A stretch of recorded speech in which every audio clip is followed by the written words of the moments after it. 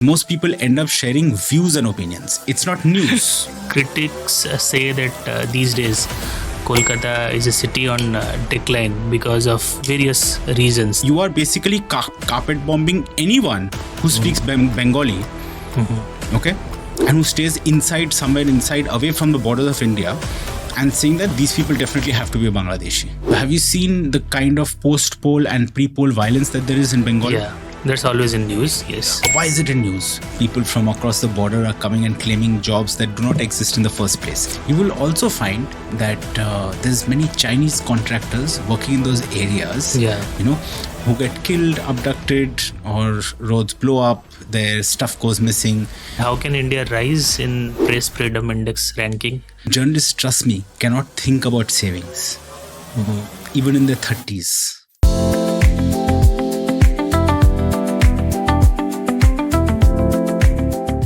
Welcome, Mushinor sir, to the show. Pleasure to host you. Oh, pleasure to be here. Thank you so much for joining in a short notice.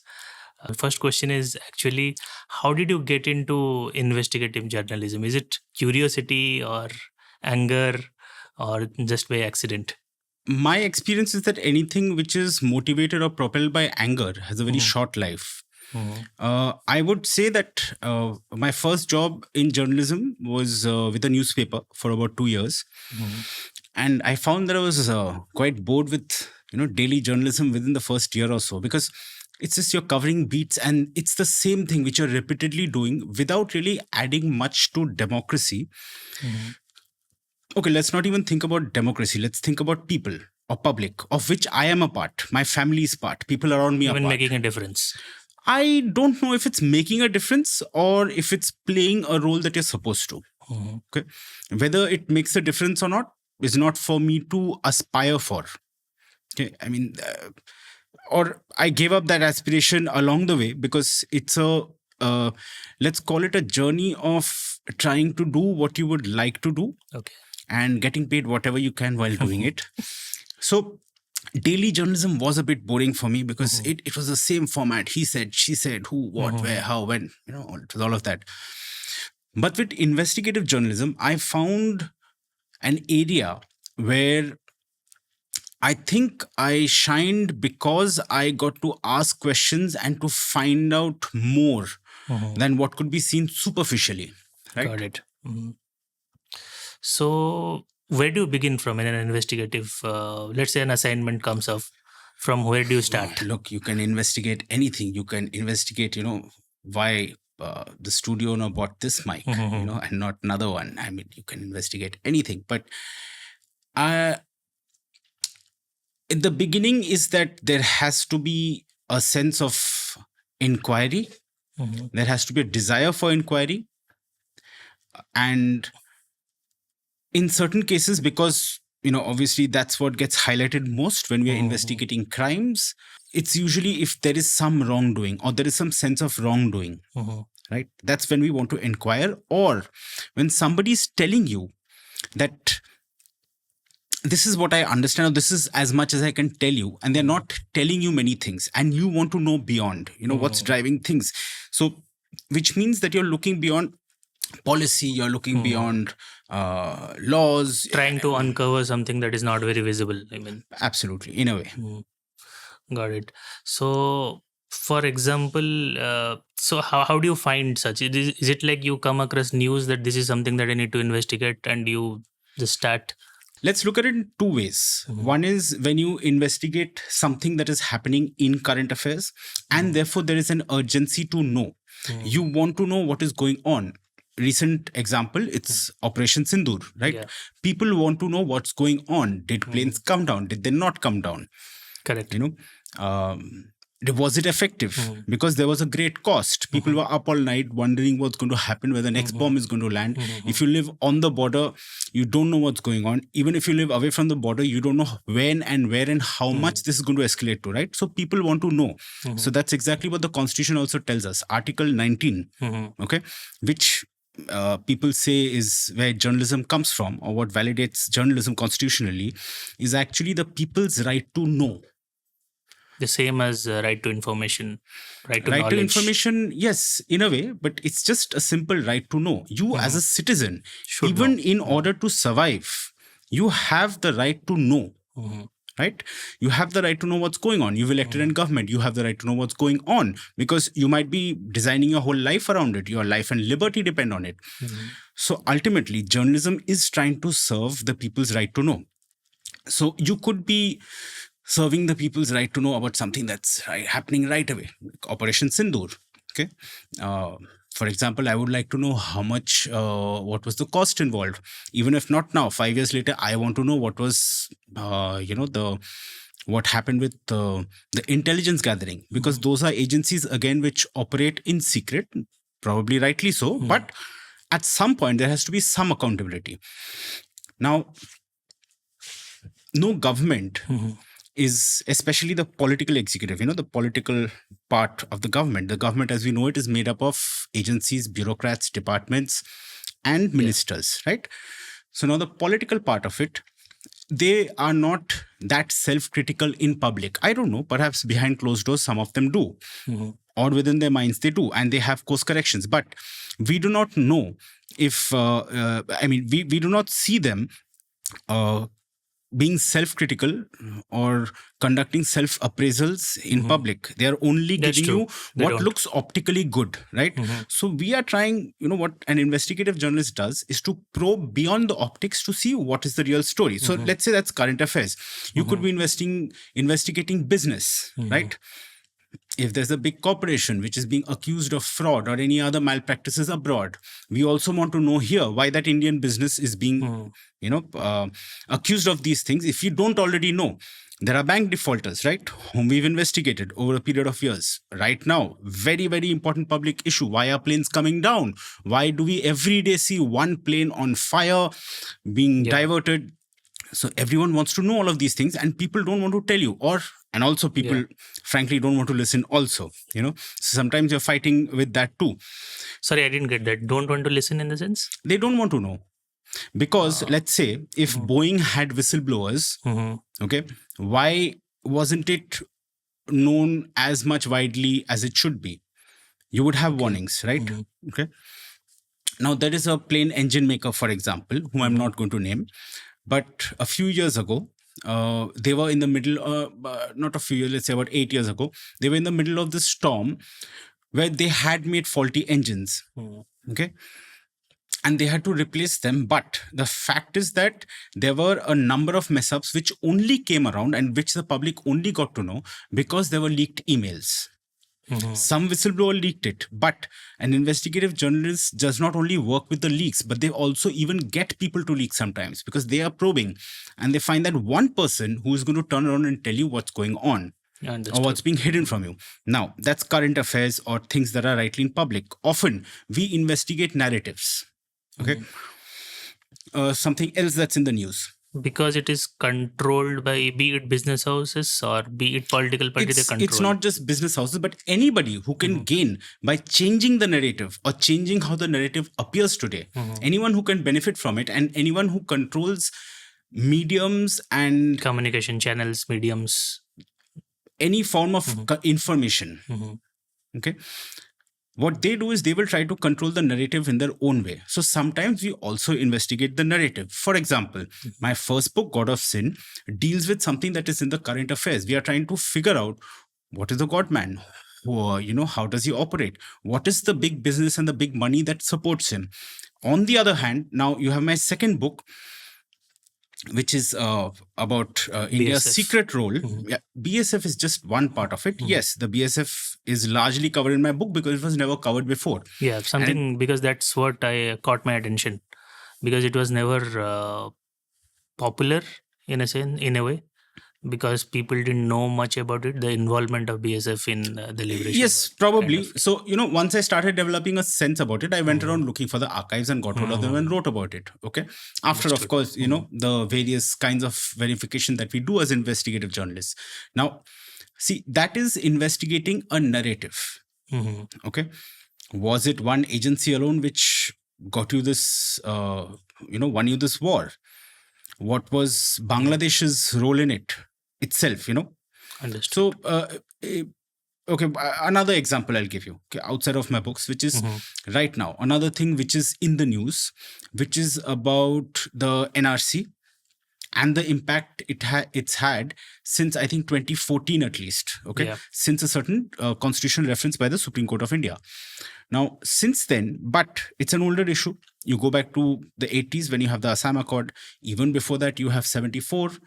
When there's suspicious Yes. voters on a list in constituency in Assam. Yeah. But you go even further back to the early 19th century when you have the Assam Accord between the British and the Burmese, right? So there is no one narrative that you can pick, of course. I mean, a narrative is a narrative, but Yeah. there is a larger truth. There is something that has always been happening, which either we forget or we don't put it together. So an investigation will also look at that. Understood. So you connect maybe the missing pieces of the puzzle and make it a full story, and the truth, the lies, everything Or that's supply around. context which is not visible right now at that moment. Perspectives. No, not perspective. I'm talking about context. Only context. Okay. Yeah. Perspective is not a job of an investigative reporter. An investigative reporter does not But when supply you- perspectives. There are domain experts who do that. Okay, who will give you a point of view, who will write a column or an op-ed. Okay, But who do will you bring mean, their specialized knowledge and experience to explaining something to you. That's not our job. If there is a Vijay Mallya, okay, who has been accused of defaulting loans and running away, okay, look, it's a controversial subject right now, but I will bring it up because let's say about I have also written about what Mallya did, what he didn't do, and things like that. But at the same time, there's been a podcast recently, right? Yeah, the Raj Shamani podcast. Yes, that's right. And it's actually a good thing that they've done that, because everyone has a right to present their point of view, and he's not wrong in a lot of things that you're saying, because he was made the poster boy for the of bad loans. Yeah. Like, if you have to fall in line, or else we will come after you. And that's not the way that it should work, in my understanding, because what is the message that you're giving to other lenders? Business is also not. See, look, it's like we involves can't risk. You can't create binaries out of laws just when it suits you to. That's true. You can't suddenly say that this law has to be applied 100% at this moment, but not at other moments, because we also do see the hypocrisy when you don't go after the people. Yeah. Some years ago, I wrote about the Sandesaras, in 2021. And so the Sandesaras also owed a lot of money to India. They left the country. They settled. I think they took up citizenships of either or both Albania and Nigeria. And they were dealing in Nigerian crude oil, which is more expensive than the crude oil that India otherwise buys. And now they, through another corporation, was selling it back to Indian oil corporations. So look, there is a hypocrisy there, right? Yeah. And I don't even have to explain it to you how it's hypocritical. Got it. So when did you start researching Assam Babu? Oh, the first story was when I used to work with Tehelka magazine in 2013. 2013. Okay. Yeah, before that, one had heard of him, and I wasn't yet working in Delhi. It was one of the first stories since I moved back to Delhi from Jharkhand. And it was amazing because I think all hats off to that, now who's a young woman, but was a girl then, the complainant, because she brought this whole thing, this whole fortified wall against him down, this whole image and optics that he had built around his empire. And it's a sizable empire. So what's the most shocking revelation about Assam? Yeah. In your investigative reportings and journey that you had. Look, it's not, again, like, you can't look at it as a binary, but his son's PA, one of his PAs, was quite a close aide. She later has become a diplomat since. Oh. Yeah. What is the whole story around it? Well, I mean, after they were caught, arrested, and I think she cooperated with the police. And one officer in particular, she thought like this person was impressive, she was smart, she was intelligent, and and since she was young, she sort of motivated her, planted the seed idea that you should think about government service. You are smart, you could do it. And look, there is a point of turning, or a moment of turning in everyone's life. Probably that was hers. When you really hit bottom, the only way is to rise up. Yeah, this is the only place you can go is up, or you can just stay plastered to that rock. Yeah, got it. So what was the process like in your investigation journey with Assam Babu? And one question that was always on my mind is, do you think as a society we're vulnerable to follow such cult figures? Or is it more psychological that they build this loyalty? I will not credit the godmen alone for building a following. People often need something to follow. Okay. I, for many years, belonged to the cult of Messi. Okay, for example, yeah. But was I fanatic about it? No, I wasn't. Okay. But I did follow, how he played. You know where to draw the line. But yeah, exactly. That's a very good point. So, firstly, what is a line? How do you get to know how to draw it? These are things that are also a matter of privilege, right? Look, most of our country does not or has not had access to education. Yeah. In order to understand, one has to also not be caste blind. Okay. There's an issue of caste. There's an issue of economic inequality here. There are so many things here. It's as I said, if we choose to live in binaries and we are blind, because again, like the feedback that I have got since writing this book is that, oh my God, why do they follow these people? Why do they follow these people? The thing is, then you do not understand a larger India that we live in. Okay. Yeah. And that is probably our failing as a journalist, to not be able to get it to you better. Yeah. And this is again what I said earlier about people not wanting to listen. If people don't want to listen to what is the India that we live in, okay, India, Bharat, call it what you will, but this country, okay. You come from Hyderabad, right? Yeah. That is more or less, to me, the center of the country almost. Okay. Like, let's not get very geographically pedantic here, but let's just call it like it's away from seas. Yeah. Right. It's away from borders. Yeah. But if you now go to, say, the border of Mizoram with Myanmar, life there is very different from what you know it. Yes, that's true. Okay. The culture is very different. If you go to a border between Tripura and Bangladesh, life, culture, everything is very different. But does that mean that those human beings are different? No, they are human beings just like you and I. And it is easy to sit in Delhi and say that, oh, these people speak Bengali in a funny way, so therefore they are from across the border. It's, it's one of the most, uneducated and insensitive things to say. It's possible, of course, there may be infiltrators, but it's like, do you remember the huge Snowden revelation where America was using this program which would look into everyone's life? Okay. Yeah. So you are basically carpet bombing anyone who speaks Bengali. Okay. And who stays somewhere inside, away from the borders of India, and saying that these people definitely have to be Bangladeshi, which does not make sense. You mean to say those who are settled in Tripura because they have a different accent of speaking Bengali, if I'm understanding it correct. So they're leveled. Not just them, even in different districts of Bengal, you will find people speak differently.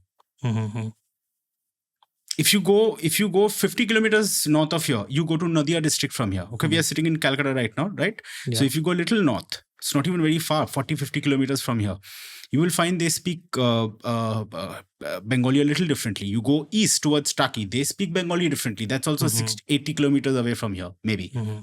Just 2 hours away from here.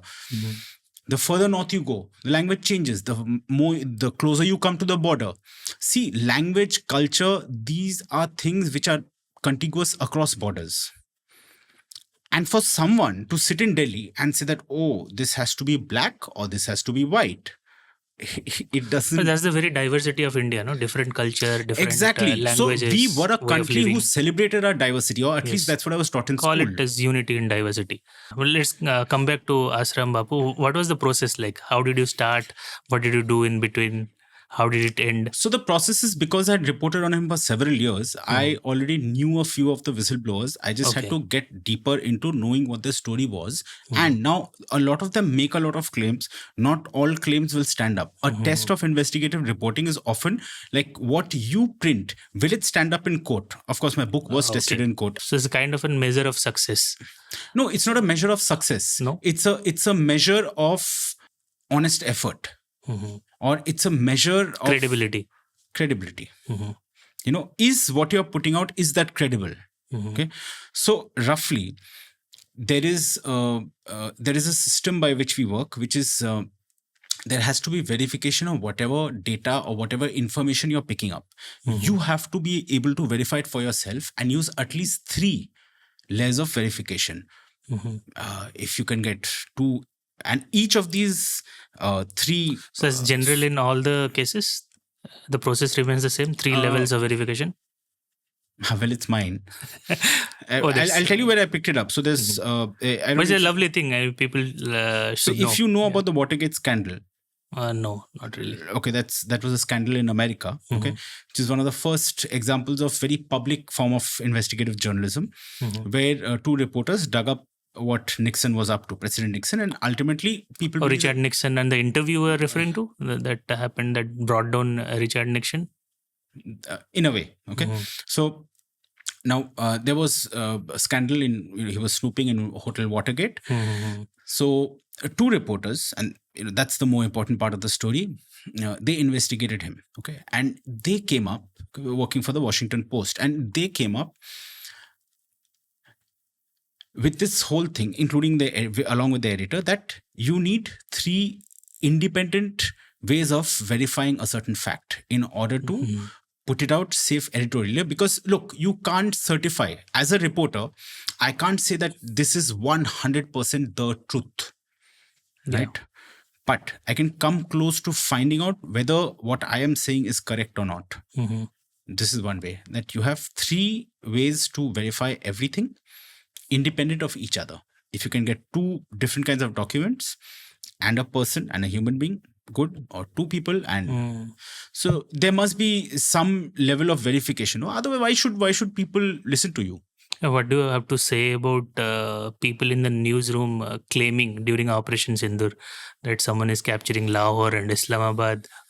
Bold claims when the operation was going on.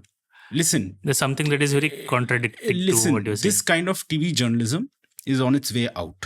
Okay, and it's sort of thrashing around in its last moments before it dies a death. I don't know whether it's going to be a painful death or calm death. That's their karma. But I think that with TV journalism dying, it's also time for society to look at how it has believed in this form of journalism for the last nearly 3 decades. Okay, I think since the late 90s is when it really became popular. And at some point, people decided that a television anchor deserves to be a celebrity. So television anchors have been made celebrities by the public, and the people who've become television anchors also play to galleries in a certain way. If you've seen how they work, if you've seen how they talk, there's a lot of performance in there. There's theatrics, there's drama. So it's so in the years before cable television, it was always called prime time television, right? 9 o'clock. 9 o'clock is prime time news. Now, of course, it doesn't matter. But that's when everyone in the family sat down to actually watch the news. Because remember, news had no PG rating, right? Yeah.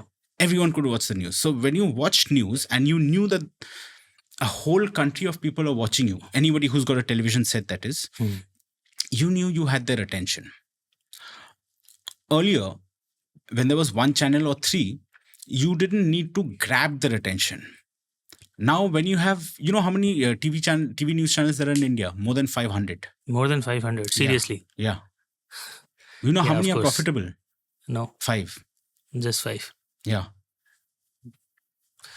So they have to grab attention. It's a way to It's a survive. competition. It's business. So it is the business of news. And news, unfortunately, has not worked anywhere as a business model. You can do other things to support news, but news as a business model doesn't work, because the minute you do it, this is what you have. You have people making these strange claims. Like the chief of Pakistan Army Staff is running away with his family and things. Yeah. And look, maybe, see, at that time, people will believe something of this nature. Also, you don't know if someone is actually giving them this information and with what motive. So that is why. So there is no regulatory body that controls these fake news and narratives. See, look, that's a contentious area, because there is one half which believe that media should be self-regulating itself, and probably rightly so, because again, there is certain kind of regulatory environment if you create for the media, it will never thrive. It won't work for the media. Why so? Can you explain? Amongst the many things that I do, I also work with a media non-profit called Foundation for Media Professionals. So we work on issues of press freedom. And now press freedom is... Currently, what's the rank of India? It's above 100, I guess. It's 140 something, if I'm not mistaken. 120s or 140 something. Yeah, we can check that out. I think I sort of stopped keeping count once it hit 136. Because there was something called Operation 136 at that time, which was a series of sting on various media outlets. Coming back to what you were asking, amongst all the things that I do, another thing that I do is that I work with this media non-profit called the Foundation for Media Professionals. Okay. And we have sued the government a few times. The state government? The central? Central. Okay. It's again on issues of constitutionality and press freedom. It's to support an independent media. Okay. Now, by that I mean in general. Okay, so that a media can operate freely and fairly without any kind of interruption. Political interventions. Exactly. It has to be independent, which is why what you are saying about regulation of a media does not work, which does not mean that there are not laws. There are still very draconian laws that exist in India that can throttle the media. Okay, it does not let us work freely, which is why investigative journalism is nearly dead in this country. I mean, it almost doesn't exist. When is earlier TV channels would have an SIT, which is a special investigative team. Yeah. Then you would have newspapers had SITs, okay, special investigative teams. Those do not exist anymore. Is it because of the budget, or they don't have the appetite? Budget is absolutely, but budget is the best way of shutting down the media. Look, historically, it's also, again, I come back to my point where I said people don't want to listen. And people don't want to listen. The biggest example is that people don't want to pay for news.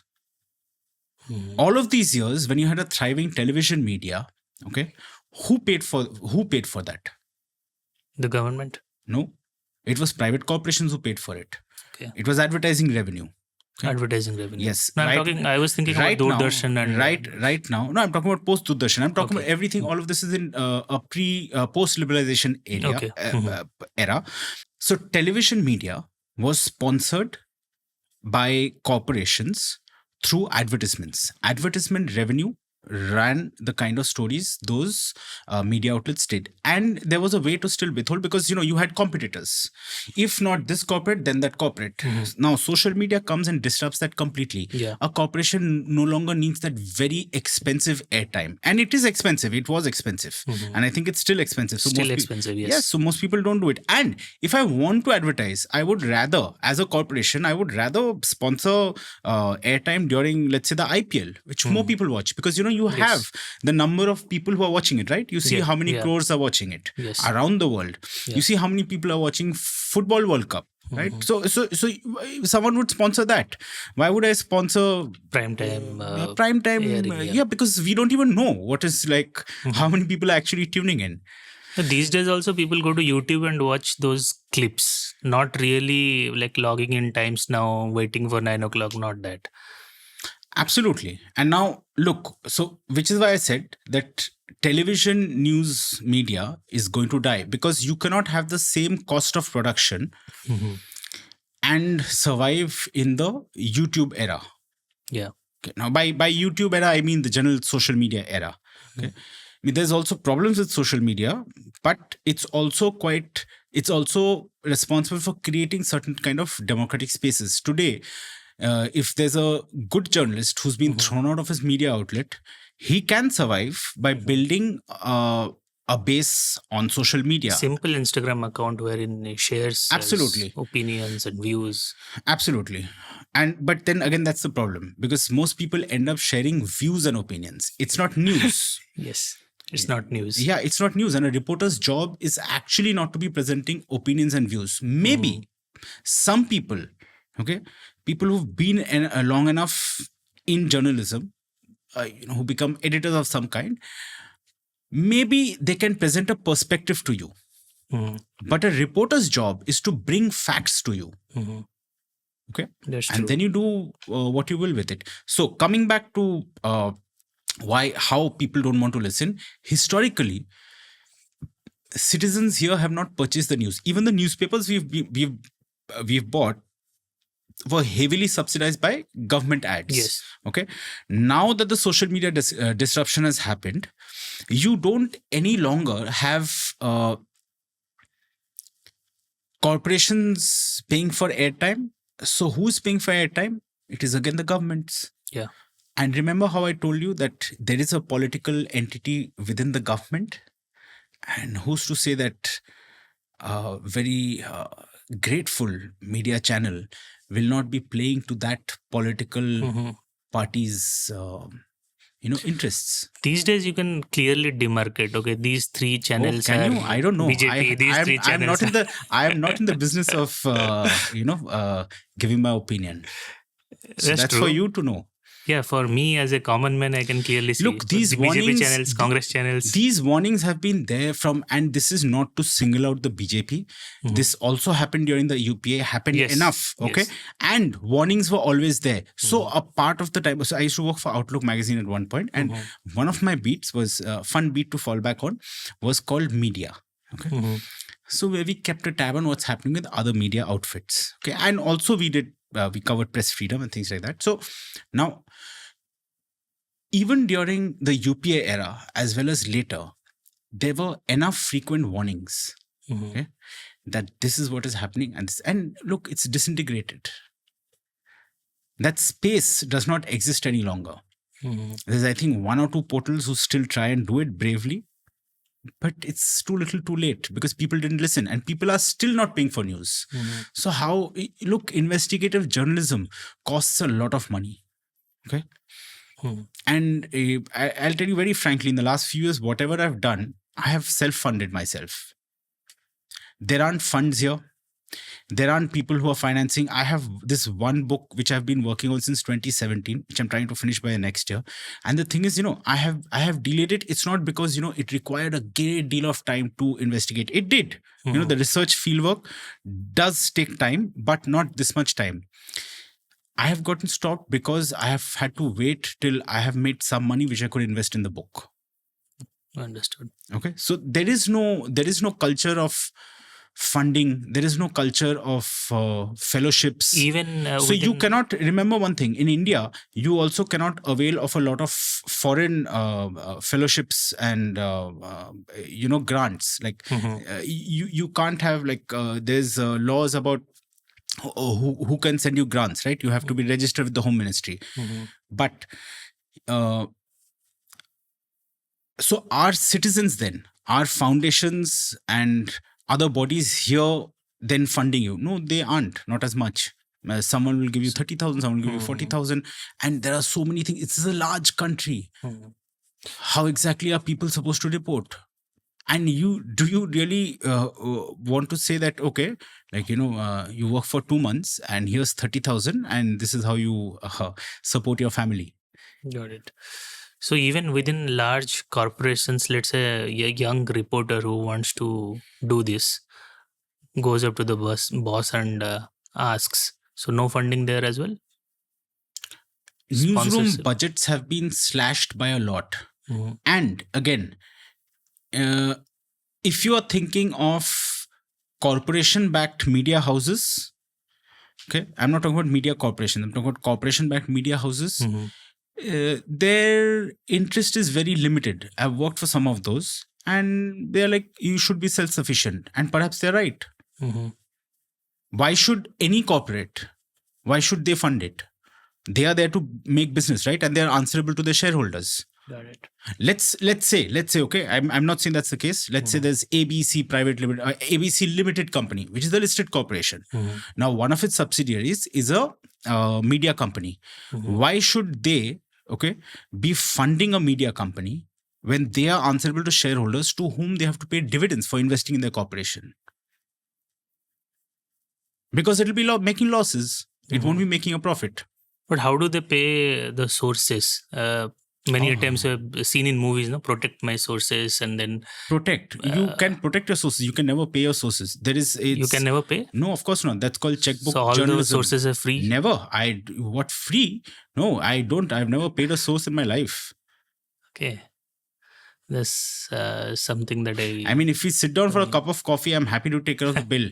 No, okay. To be fair, there are many times when because a lot of my journalism is based on traveling. I've reported from every state in this country, not all UTs, but all states. Now, wherever I've been, of course, if it's during lunchtime, there'll be 5 people who sit with me. I'm happy to pay for their lunch. I'm happy to give them lunch. Not because cash. they're giving me the time. No, never lunch. No, never cash.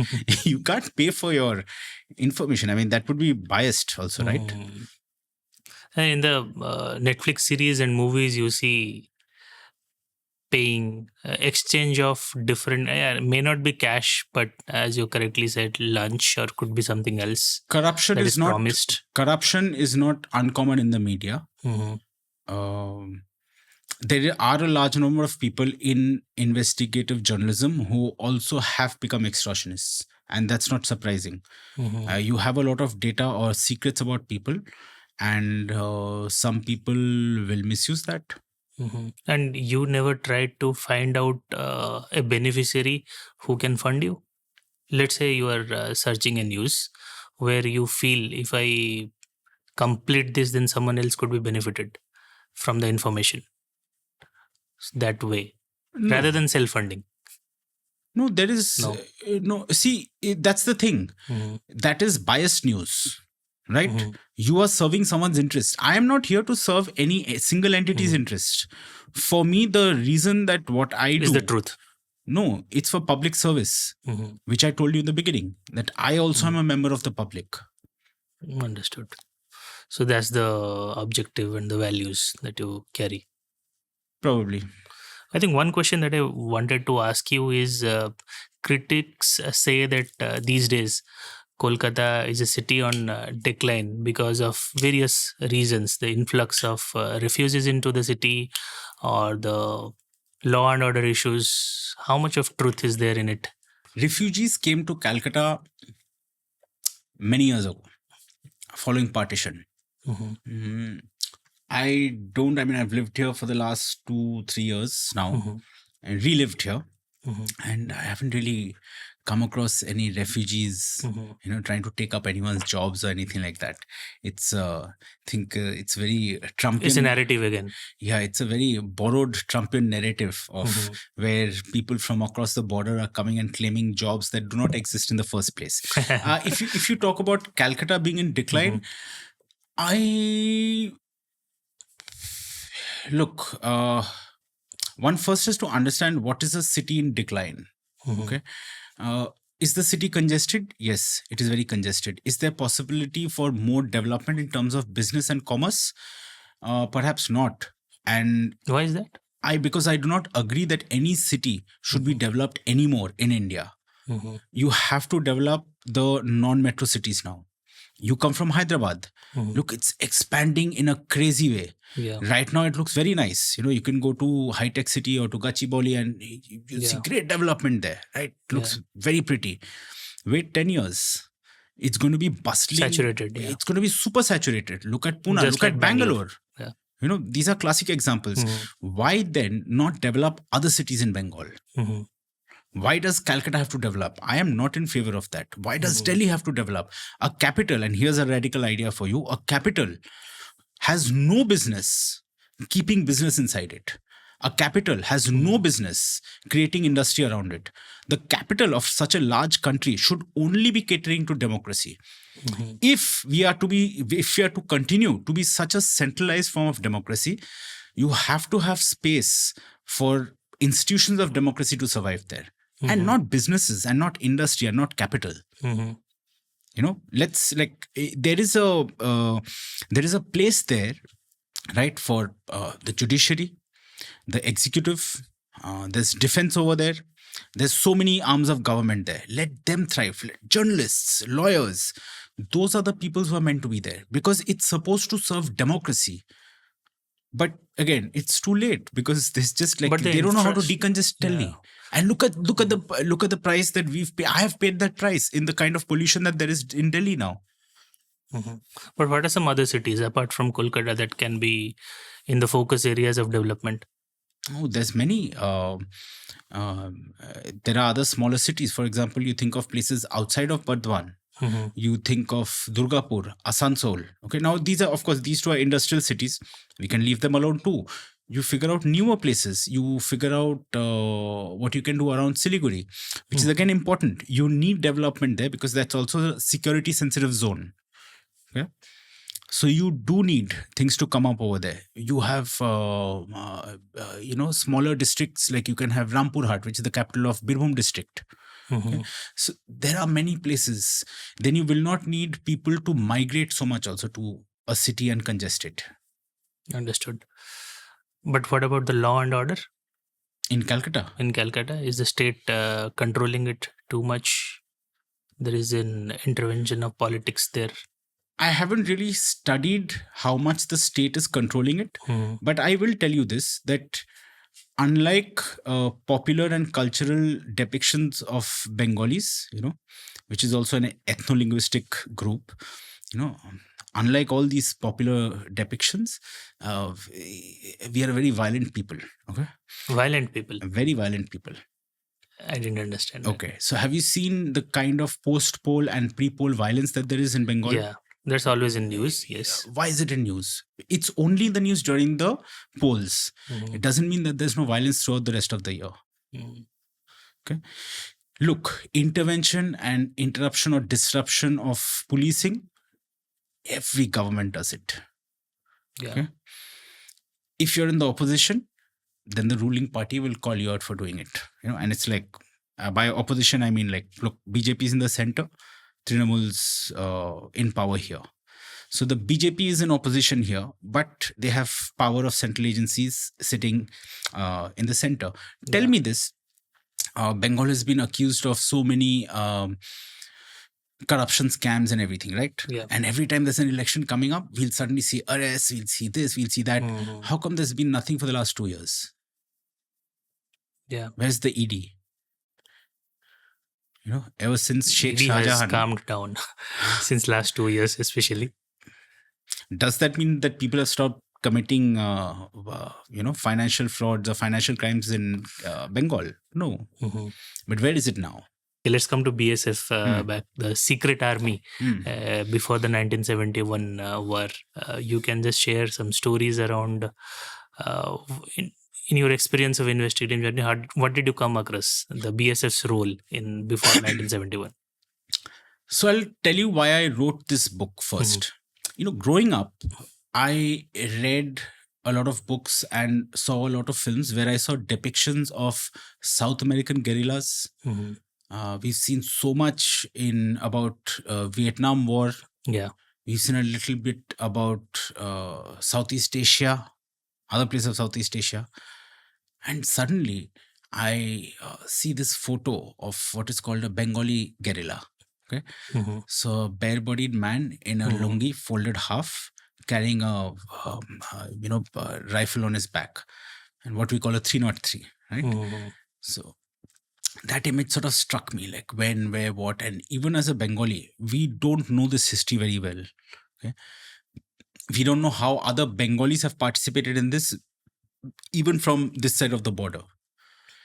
And now we've always known about 1971, the India-Pakistan war. Yeah. India won. Yes. That's about it. Bangladesh became liberated at some point in 71, but we don't know That's a when. general how. knowledge That's thing that just we general know. knowledge, Yeah. but we don't even know the actual facts. So what I was curious about, that there is a 13-day war. Okay, that 13-day war India wins, but that is between 3rd and 16th of December 1971. But Bangladesh was liberated, or the proclamation of independence was in March 1971. Okay, on the night between 25th and 26th March 1971. So now, what happened during those 9 months in between?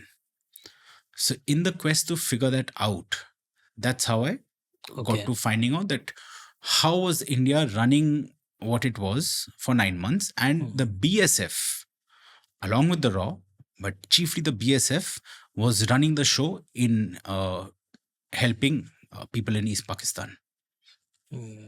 Helping in a way? In what Helping. ways? So there's it's tons of stuff in the book about how there's these covert operations. And now again, it's something interesting to find out about India, because when we think of covert operations, we think of demolitions and secret commando missions. We always think of America pulling this off in West Asia or Africa, or the British in that's the some in soft Central power, Asia. no? That's what they make movies about. Yes. So now you don't hear about Indian agencies pulling that off. And it's not because they haven't. They've done a lot. But we don't know what they've done. And knowing what they have done also shows us how much they were invested in it. Therefore, we can discover and make sense of why they were so invested. Right? So there's many former diplomats and bureaucrats and politicians and historians who've written about why Indira Gandhi was so invested in the Bangladesh Liberation War and what it meant for India. But how much invested was she was something that I discovered when you saw in detail what she's done over those 9 months. Let's say, okay, look, it'll be wrong of me to credit her alone with it. Of course, she supported, and that's a big thing as a prime minister. Yeah. But the thing is that over those 9 months, what the BSF did was pretty impressive, because Commendable. It was impressive. There are many people getting killed in Pakistan who are, of course, the terrorists and the family, and we have this unknown gunmen. Do you think these are Indian operations, secret operations? I will not tell you if the unknown gunmen killing Pakistanis in from Pakistan the lens of an investigative journalist, if they are from India or not. But I will tell you that let's look at the facts. So there's the Balochis, and then there's people in the northwestern frontier province. And look, someone's obviously funding them. And one would look at, who does it benefit the most? Yeah. And okay, while I smile, it's not funny because, people are actually getting killed for that. Also, you will also find that there's many Chinese contractors working in those areas, who get killed, abducted, or roads blow up, their stuff goes missing. And both of these two countries are considered two-front, not favored nations for India. Okay. Yeah. So let's say 2 plus 2.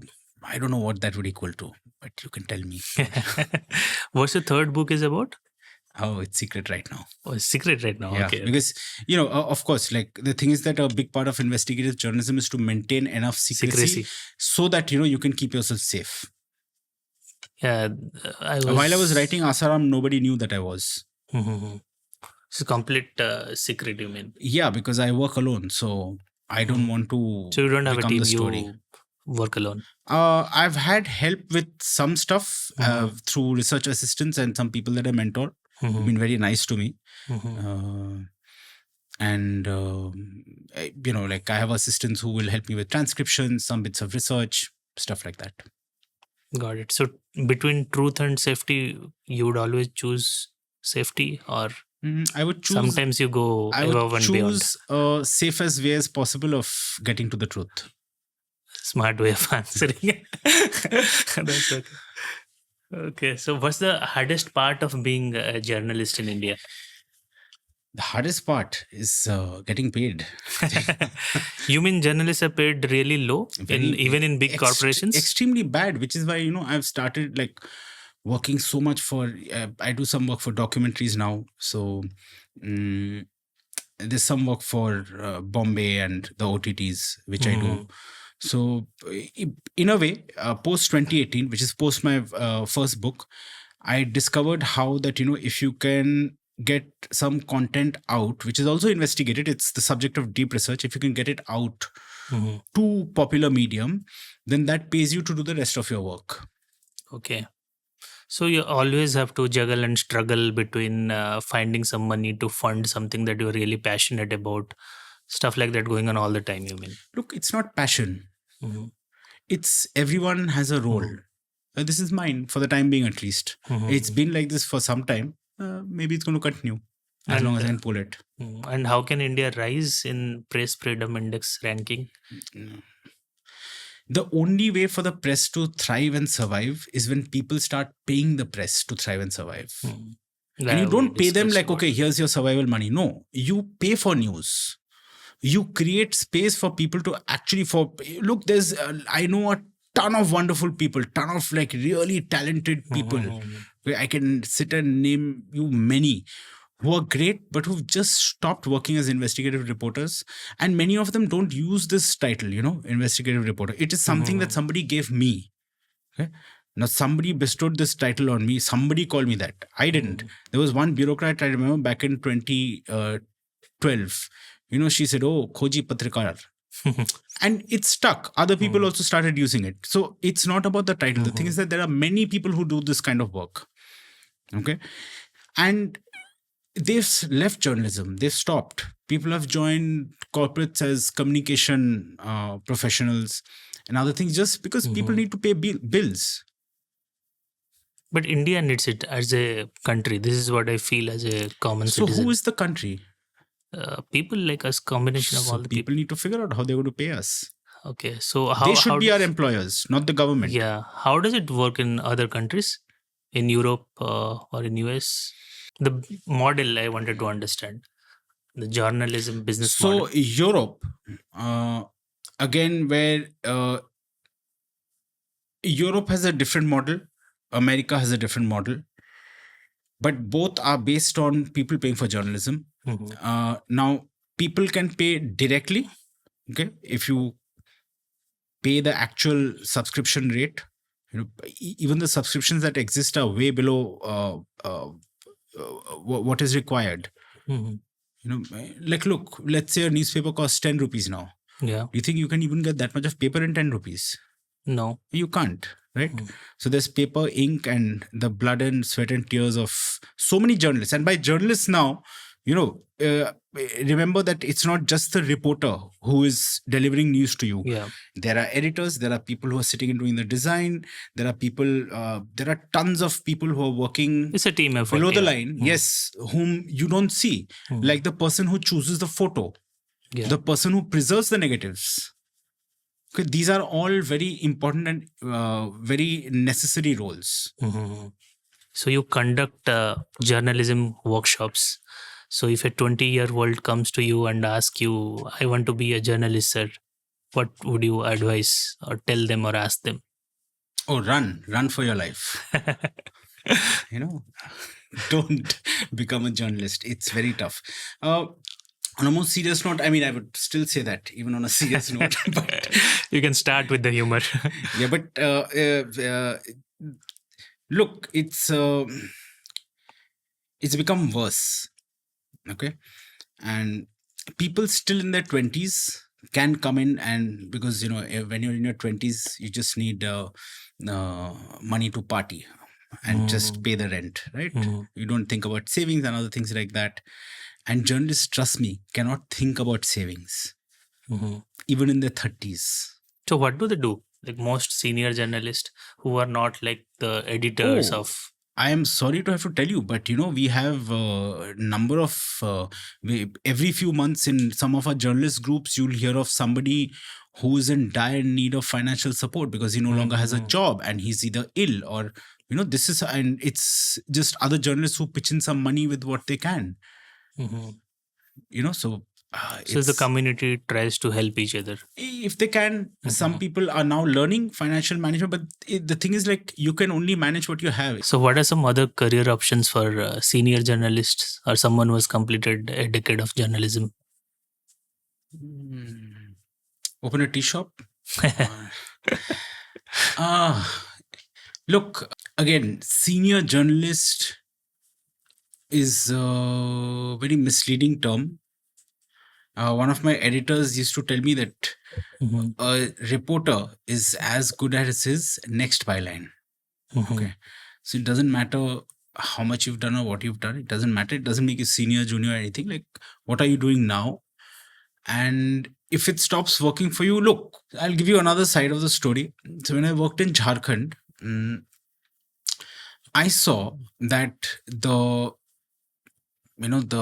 district reporters, okay, and what also called stringers sometimes, are people who survive.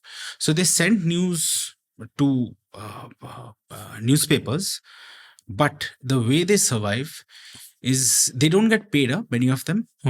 The model is that they also have to get ads, and then they get a percentage of the ads that they bring in.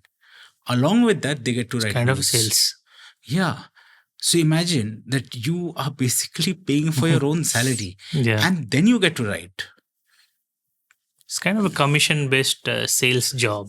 Yeah, it's not even like a journalist job, but are there any less journalists? No, they are great journalists, because if you don't know what is going on at the municipal level, at the district level, you can't make sense of what's going on in this country. Even a government cannot function without that kind of independent reporting, right?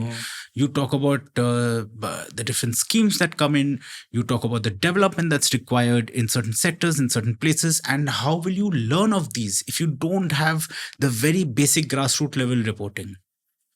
But is it taught well in journalism and mass communication courses that we have?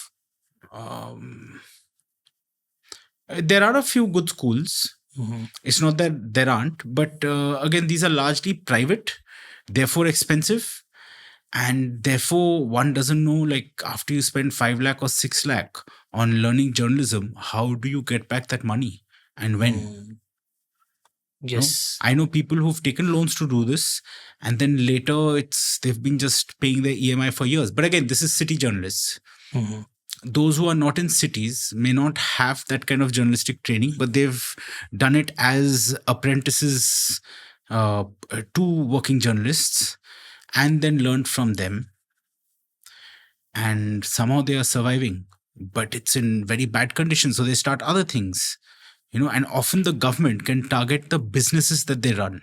Okay. So I know of this Chhattisgarh journalist, for example, because journalism didn't pay enough. So he also had a place where he ran this cyber cafe, where they also did all that work for Aadhaar cards and everything.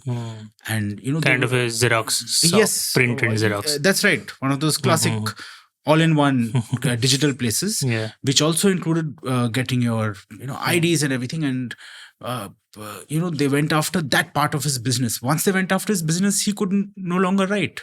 And Chhattisgarh is a trouble spot, where news does not come out that easily, and you don't know what's going on. There's sexual assault, there's there's looting, there's corruption, there's questionable encounters, so many things. What is the most proudest moment you had in your experience in a journalism career? I can't say if there is one particular proud moment, but I'll say this for a person who hasn't won many awards for journalism, because I don't like applying for them. Because it's strange, you write. You apply for awards? Yeah, it's so strange that one has to apply. So I did that 1 year in my life, and then after that I decided never again to do that, because I can't do the self-promotion. And the thing is that, but what I like is when there is a narrative which is flowing in current affairs, and then if I write something, usually an investigative story, and overtly, it doesn't matter how much it's shared or how viral or what's become of that. That is just public validation of how sensational you've done something. That's not the thing. Yes. But when the narrative changes, when you see people writing their own posts about that certain topic, including information that you have first injected into the information ecosystem. Because that is what is changing a narrative, and a popular one. That, I think, I won't say it's a moment of pride, but I will say it's a moment of satisfaction. Satisfaction, yeah. True. But thank you so much, sir, for joining us today. Pleasure. And all the best for your third book. Thank you. Although we don't know, but looking forward to it. Let's hope I live up to that. Thank you so much. Pleasure.